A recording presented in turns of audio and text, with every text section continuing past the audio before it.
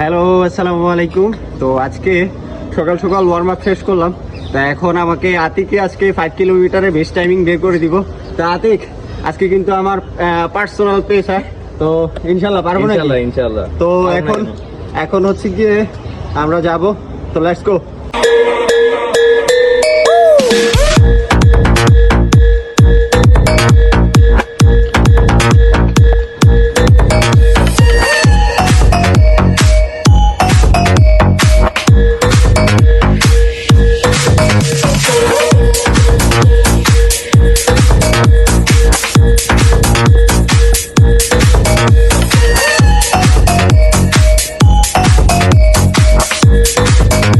আসসালামু আলাইকুম।